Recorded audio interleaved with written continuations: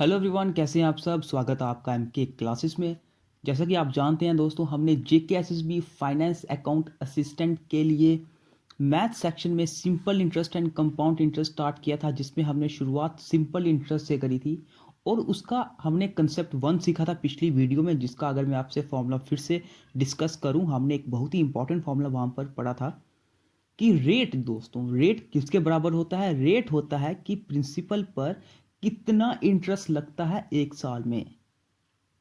इसको आप per annum भी बोल सकते हो।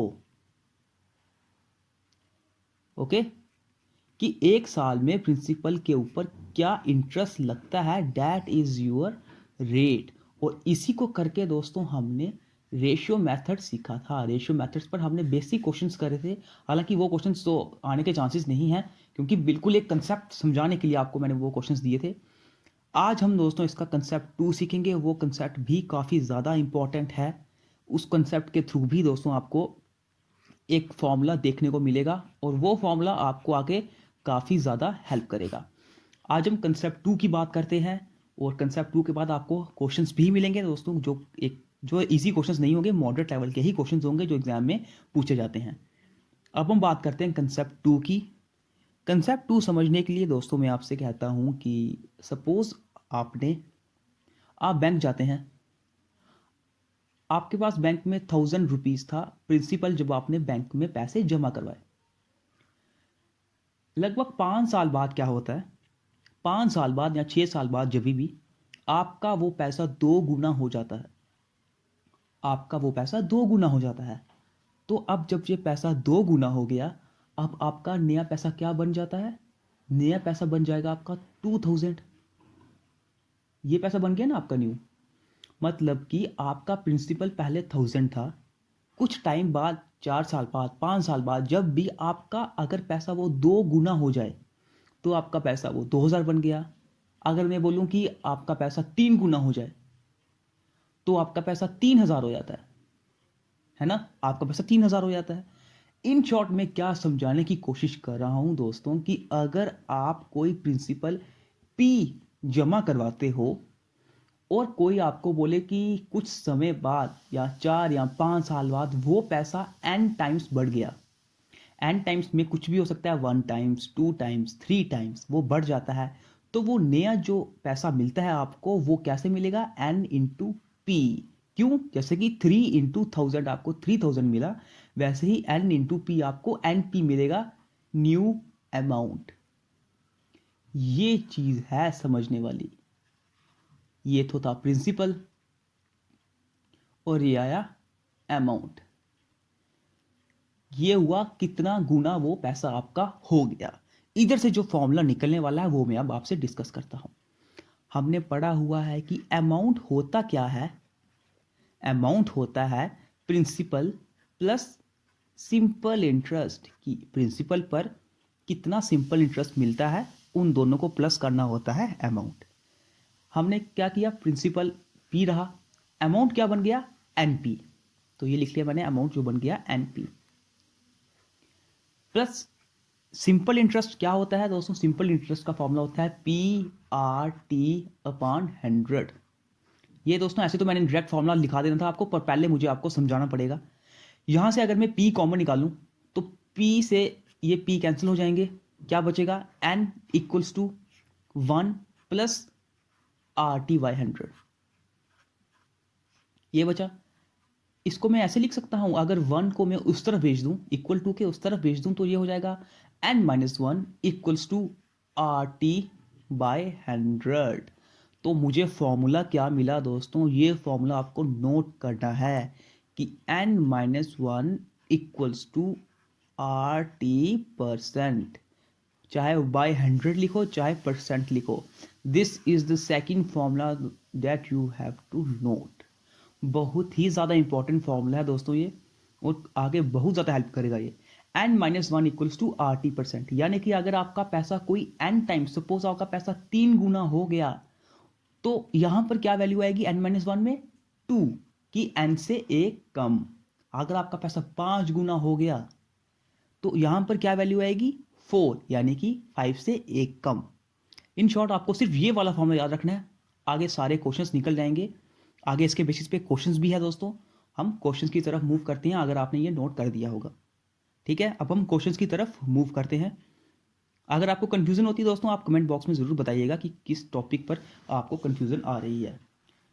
ये क्वेश्चन हमने कल किया था, ये क्वेश्चन हम कल के कर चुके हैं, जिसमें हमने वो सीखा था रेशियो मेथड कि इसको कैसे कन्वर्ट करना है। कल के ये क्वेश्चन कर दिए हैं, ये वाला क्वेश्चन भी कल का हमने कर दिया है। ये क्वेश्चन है दोस्तों जो आज से हम स्टार्ट करेंगे। क्या लिखा गया है? A sum of money becomes 8 times in 10 years. 10 साल में कोई पैसा 8 गुना हो जाता है। Find the rate per annum. तो बताओ कितने रेट पर एनम पे वो पैसा 10 गुना हुआ, 8 गुना हुआ था। कौन सा फॉर्मूला यूज करोगे? हमने जो अभी पढ़ा, n minus one is equals to R T percent. n minus one is equal to R T percent, this is the formula. यही फॉर्मूला है ना। अब आप कैसे पहचान लोगे कि ये हम यही फॉर्मूला क्यों यूज करें? दोस्तों आपको स्पेशली क्वेश्चन में मेंशन किया जाएगा कि वो पैसा कितना टाइम्स बढ़ गया, और एन जो यहां पर है ये टाइम्स ही तो है। जैसा कि हमने पढ़ा, एन टाइम्स होता है कि एन कितना टाइम्स बड़ा है, 2 गुना बड़ा है, 3 गुना बड़ा है। तो क्या करना है, यहाँ पे वैल्यू पुट करनी है। 8 minus one equals to R की वैल्यू निकालनी है, टी परसेंट होता है 100। Okay, 7 equals to R into T की वैल्यू क्या है, 10 अपॉन 100। 0 से 0 कैंसिल, आर की वैल्यू आ गई 70%। 10 इधर गया ना इक्वल टू के इस तरफ, तो आर की वैल्यू आ गई 70, और परसेंट यानी कि क्योंकि रेट को परसेंट में ही लिखा जाता है। ये है वो सिंपल चीज़, बिल्कुल सिंपल है। अभी और क्वेश्चंस भी है दोस्तों, हम उनको भी सॉल्व करते हैं। नेक्स्ट क्वेश्चन पे मूव करते हैं हम। ये देखिए एक और क्वेश्चन है। इन 8 ईयर्स, 8 सालों में, ए sum of money becomes 5 times. 8 सालों में कोई पैसा 5 गुना हो जाता है।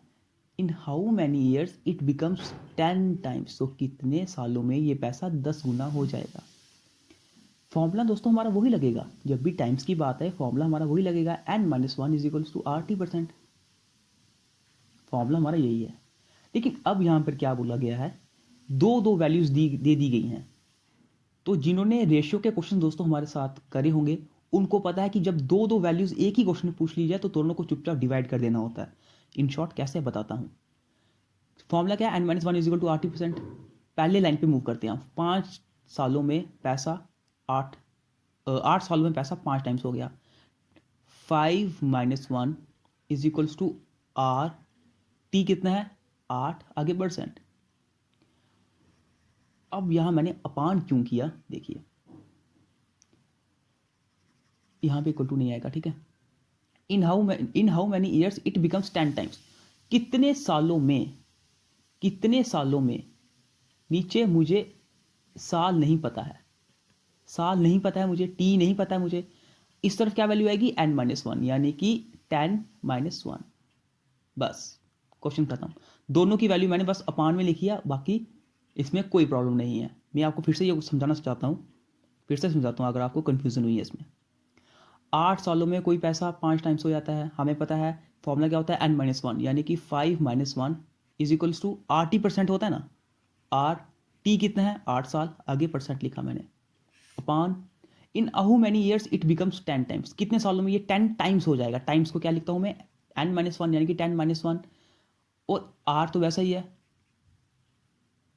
टाइम दिया है मुझे क्या इस क्वेश्चन में, इस आगे वाले पार्ट में टाइम दिया है, टाइम दिया नहीं, टाइम पूछा गया है, तो टाइम की जगह मैं टी लिख लेता हूं, परसेंट वैसे ही, परसेंट से परसेंट कैंसिल, आर से आर कैंसिल, क्या मिलेगा मुझे, 4 equals to 8 upon T upon 9।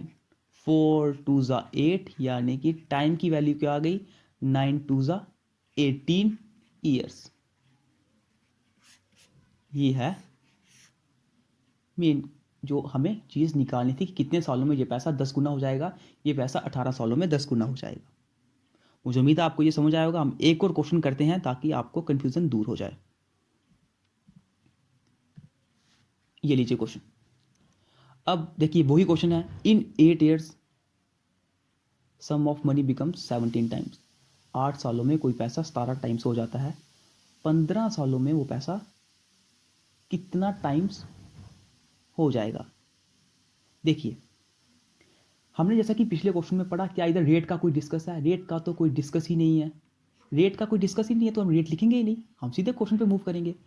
8 सालों में कोई पैसा 17 टाइम्स हो जाता है। मुझे पता है टाइम्स को कैसे लिखता हूँ मैं, 17 माइनस 1।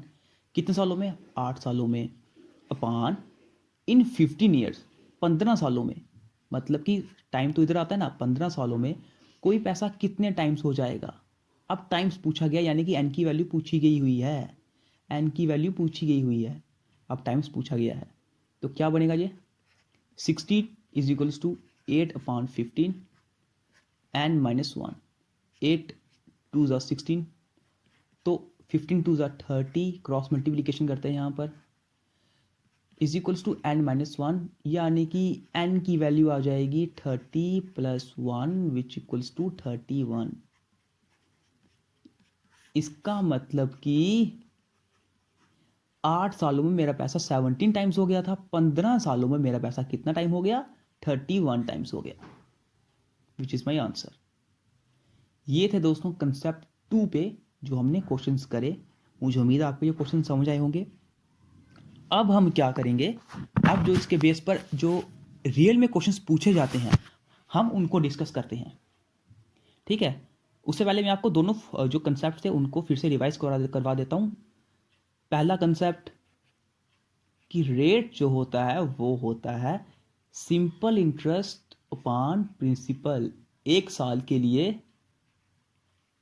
कितना इंटरेस्ट मिला अपॉन प्रिंसिपल, ठीक है, ये होता है रेट। दूसरी चीज हमने क्या सीखी कि n minus 1 is equals to RT%। This is the second concept, the formula given by the second concept, this is the formula given by the first concept. अब हम क्वेश्चंस पे मूव करते हैं दोस्तों, 1 बाय 1 क्वेश्चन सॉल्व करेंगे। 10 questions होंगे total ये, तो आज हम कोशिश करेंगे कि 5 क्वेश्चंस तक कर लें। तो आइए बिना किसी देरी के हम क्वेश्चंस पे मूव करते हैं। ये रहा क्वेश्चन नंबर फर्स्ट।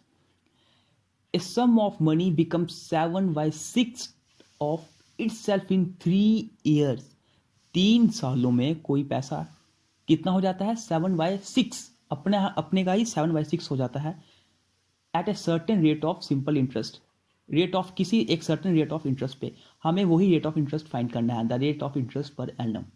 मैंने आपको बताया है कि जब भी कोई मनी ऐसा बोला जाए कि 7/6 टाइम्स हो जाए, 7/6 हो जाए, 4 टाइम्स 3 टाइम्स हो जाए, कौन सा फॉर्मूला यूज़ किया जाता है, फॉर्मूला यूज़ किया जाता है n minus 1 is equals to RT%।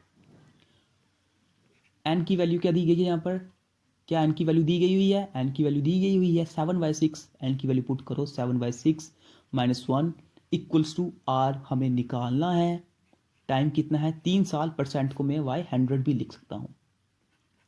यहाँ पे वैल्यू आ गई 1/6, ओके, और यहाँ पे क्या बचा 3r/100।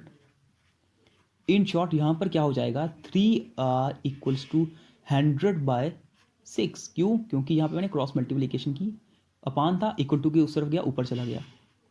r की वैल्यू क्या निकलेगी 100/18। इन अब आगे क्या करेंगे, r को जो वैल्यू निकली है 100/18, 100 को 18 से डिवाइड करो, क्या वैल्यू आती है 18 5 90, बचेगा 10/18 या फिर 5/9, ये बचेगी इसकी वैल्यू 5/9%। अब कई लोगों को ये पता नहीं होगा कि ये मैंने कैसे लिखा।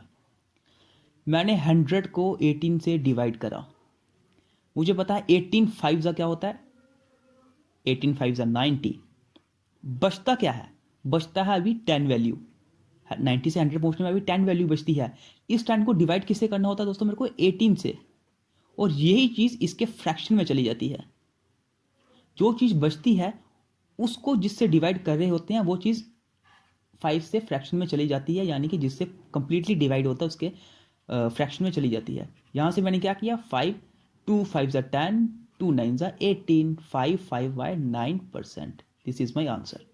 ये निकला फर्स्ट क्वेश्चन का आंसर। ओके, सेकंड क्वेश्चन पे मूव करते हैं। ये रहा सेकंड क्वेश्चन।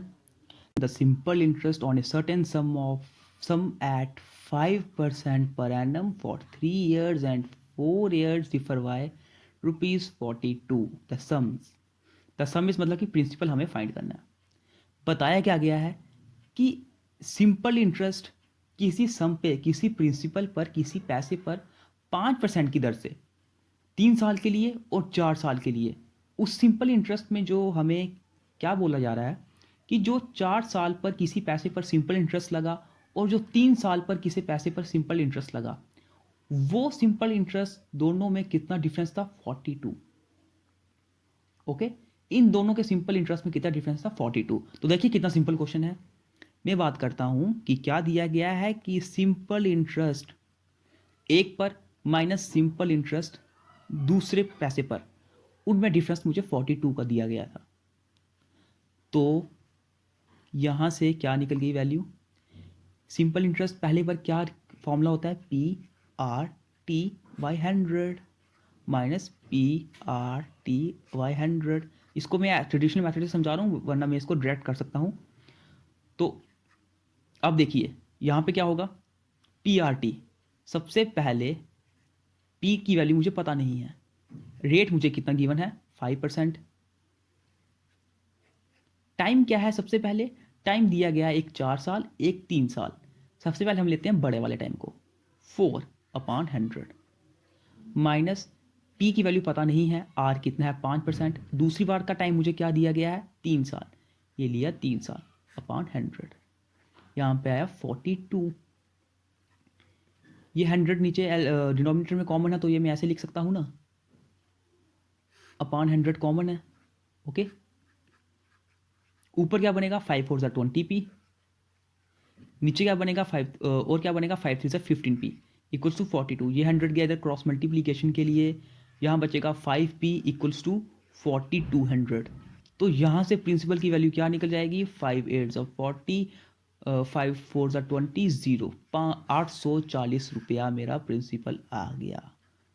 ये है मेरा आंसर, 840 रुपया। ओके, क्या दिया गया था दोस्तों? बिल्कुल सिंपल क्वेश्चन था कि सिंपल इंटरेस्ट जो 2 सालों के लिए, वो 2 साल कौन से थे? 3 साल और 4 साल। ये 2 सालों के लिए क्या हुआ था? इन 2 सालों पर जो सिंपल इंटरेस्ट था उनके बीच में कितना गैप आ रहा था? 42 का। तो मैंने वही लिखा कि जो 2 सिंपल इंटरेस्ट थे उनके बीच का गैप 42 है। दोनों की वैल्यू पुट करी, पी की वैल्यू पता नहीं थी, लेकिन रेट जो है वो 5% था पहले में भी, और 5% था दूसरे में भी, और एक था 4 सालों के लिए, एक था 3 सालों के लिए, इन दोनों का डिफरेंस 42 था। यहाँ से मैंने पी की वैल्यू निकाल दी, और यही मुझसे पूछा गया हुआ था। बिल्कुल सिंपल क्वेश्चन था। ओके, अब हम नेक्स्ट क्वेश्चन पे मूव करते हैं। मुझे उम्मीद है ये समझ आ गया होगा। Next question, a sum of ₹400 amounts to 480 in 4 years। ये क्वेश्चन दोस्तों थोड़ा सा समझने वाला होगा आपके लिए। क्या बात करता है ये कि कोई मेरे पास पैसा होता है 400 रुपया, 4 सालों में वो पैसा 480 हो जाता है। ओके, 4 सालों में वो पैसा 80 बढ़ जाता है, 480 हो जाता है। What will the amount be if the rate of interest is increase by 2%? अगर रेट ऑफ इंटरेस्ट को मैं 2% बढ़ा दूं, तो बताओ मुझे ये इंटरेस्ट कितना मिलेगा, मुझे अमाउंट कितना मिलेगा? It is very simple question. देखिए कैसे करना है। एक तो दोस्तों अगर मैं डायरेक्ट करने पे आऊँ, डायरेक्ट इसको सेकंड्स में किया जा सकता है। वो मैं सीधे, अगर मैं आपको पहले ट्रेडिशनल समझाता हूँ फिर मैं डायरेक्ट बताता हूँ डायरेक्ट कैसे करना है। क्या बात कर रहा है? 400 से 480 एक पैसा हो चुका है। पहले वो पैसा 400 था, अब वो पैसा 480 हो चुका है। यानी कि ये पैसा, पहले पैसा 400 था, अब पैसा 480 हो चुका है। ये पैसा 80 बढ़ चुका, 80 बढ़ चुका है कितने सालों में? 4 सालों में। यानी कि हर साल ये पैसा कितना बड़ा होगा? 420 जा, हर साल ये पैसा 20-20 रुपीस में बढ़ा हुआ है। और हर साल जो पैसा बढ़ता रहता है उसको क्या बोला जाता है? उसको बोला जाता है सिंपल इंटरेस्ट। मतलब मुझे सिंपल इंटरेस्ट पता चल गया 20 रुपया है, कि हर साल 40 रुपये पर 20 रुपये का सिंपल इंटरेस्ट मिल रहा है। ओके, तभी वो 4 साल बाद 480 पहुंचा। ओके, समझ आई? ठीक है, मैं यहाँ से रेट की वैल्यू निकाल सकता हूँ। जी हाँ, रेट की वैल्यू निकाल सकता हूँ। मैंने आपको बताया रेट क्या होता है। रेट होता है सिंपल इंटरेस्ट, यानी कि 20 अपॉन प्रिंसिपल, 400 इंटू 100। 20 से 20 कैंसिल, 4 5 20, यानी कि रेट 5% आया। ओके, देखिए दोस्तों, यहां तक किसी को कोई कंफ्यूजन नहीं होगी।